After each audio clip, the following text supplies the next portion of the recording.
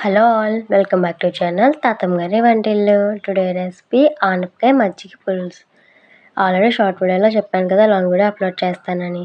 లేత ఆనపకాయ తీసుకుని ముక్కలుగా కట్ చేసుకుని వాష్ చేసుకోవాలి. తోటకూర కాళ్ళు ఉంటే అవి కూడా యాడ్ చేసుకోవాలి, టేస్ట్ బాగుంటుంది. వంకాయ, బెండకాయ, ఉల్లిపాయ కూడా ముక్కలుగా కట్ చేసుకోవాలి. పచ్చిమిర్చి, అల్లం పేస్ట్ చేసుకోవాలి. ఇవన్నీ కుక్కర్లో వేసుకొని సరిపడా క్వాంటిటీలో వాటర్ వేసుకొని మనం పేస్ట్ చేసుకున్నాం కదా, అది కూడా ఒక స్పూన్ వేసుకొని పసుపు, కారం, సాల్ట్ అన్నీ యాడ్ చేసి బాగా మిక్స్ అయ్యేలా మిక్స్ చేసి కుక్కర్ మూత పెట్టి మీడియం ఫ్లేమ్ మీద 2 విజిల్స్ వేయించుకోవాలి.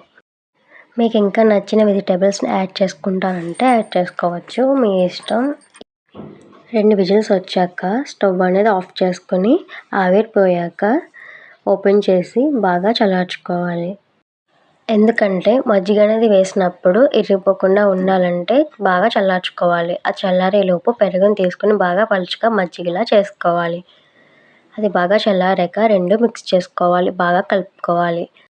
అది బాగా మిక్స్ అయ్యేలా కలుపుకొని పక్కన పెట్టుకోవాలి. ఈలోపు కడాయి పెట్టుకుని స్టవ్ ఆన్ చేసుకొని ఆయిల్ యాడ్ చేసి మెంతులు, జీలకర్ర, ఆవాలు యాడ్ చేసి బాగా ఫ్రై చేసుకోవాలి. ఎండుమిర్చి కూడా యాడ్ చేసి బాగా ఫ్రై చేయాలి. మనం ఆల్రెడీ ముందు అల్లం, పచ్చిమిర్చి పేస్ట్ చేసుకున్నాం కదా, అది కూడా ఒక స్పూన్ వేస్తే టేస్ట్ బాగుంటుంది. ఇవి బాగా ఫ్రై అయ్యాక కరివేపాకు కూడా వేసుకుని చిటపట్లాడే వరకు ఫ్రై చేయాలి. ఇవి బాగా ఫ్రై చేశాక మీ దగ్గర ఇంగువ ఉంటే ఇంగువ కూడా యాడ్ చేసుకుని బాగా ఫ్రై చేసుకోవాలి. ఇవన్నీ బాగా ఫ్రై అయ్యాక స్టవ్ ఆఫ్ చేసుకోవాలి. ఇది కూడా బాగా చల్లార్చేంత వరకు మజ్జిగలో కలుపుకూడదు. పక్కన పెట్టుకుని బాగా చల్లారాక ఆనపకాయ మజ్జిగ పులుసులోకి ఈ తాలింపు అనేది వేసుకుని బాగా కలుపుకోవాలి. అంతే, టేస్టీ ఆనపకాయ మజ్జిగ పులుసు రెడీ అయిపోయింది. ఈ వీడియో మీకు నచ్చితే లైక్ చేయండి, షేర్ చేయండి, సబ్స్క్రైబ్ చేసుకోండి. Thank you for watching.